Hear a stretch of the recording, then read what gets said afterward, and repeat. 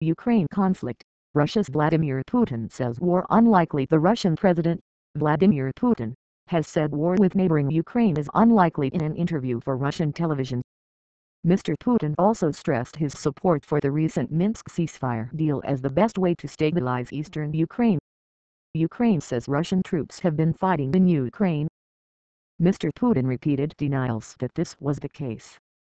Earlier, Ukraine's military said rebel shelling had prevented them withdrawing heavy weapons from the front line.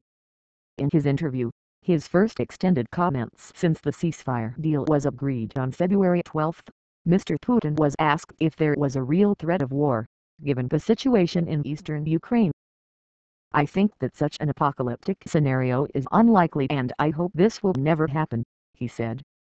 Mr. Putin said that if the Minsk agreement was implemented, eastern Ukraine would gradually stabilize. "Europe is just as interested in that as Russia. No one wants conflict on the edge of Europe, especially armed conflict," he said. Line analysis. Sarah Rainsford, BBC News, Moscow. This was a confident Vladimir Putin, fielding soft questions on the Ukraine conflict with ease, even smiles. Russia's president said that in his eyes, the way to peace in Ukraine is clear. The deal struck in Minsk has to be implemented.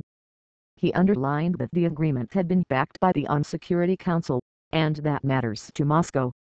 He was also keen to point out that it devolves more power to eastern parts of Ukraine, currently controlled by Russian-backed rebels.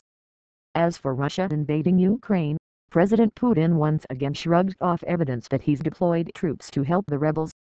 He said Kiev was claiming that to hide its humiliation at being defeated by former miners and tractor drivers.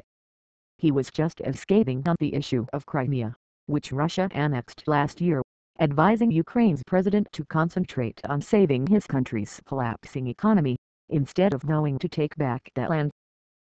The Russian leader also said that Minsk deal had become an international legal document following the UN Security Council approval of a Russian drafted resolution endorsing it. Last week the deal looked in danger of collapsing when rebels captured the strategically important transport hub of Debaltseve. Both sides have 2 weeks under the terms of the Minsk deal to pull artillery and tanks out of striking distance, and both agreed at the weekend to begin withdrawing heavy weapons shortly. But on Monday, the Ukrainian military said rebels had not stopped firing and that it was therefore unable to withdraw heavy weapons. The rebels, however, were not expected to begin their pullback until after Russia's Defenders of the Fatherland Day, that they were observing on Monday. The BBC's Paul Adams reports from the self-declared People's Republic of Donetsk that rebels there said they were experiencing less intense fighting than before, with less use of heavy weapons by the Ukrainian army.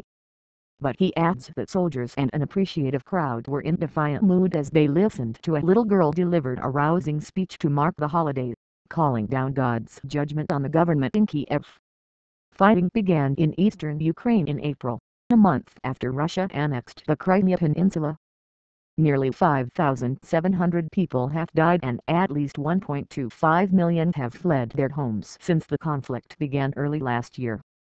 The Ukrainian government, Western leaders and NATO say there is clear evidence that Russia is helping the rebels with heavy weapons and soldiers. Independent experts echo that accusation while Moscow denies it, insisting that any Russians serving with the rebels are volunteers.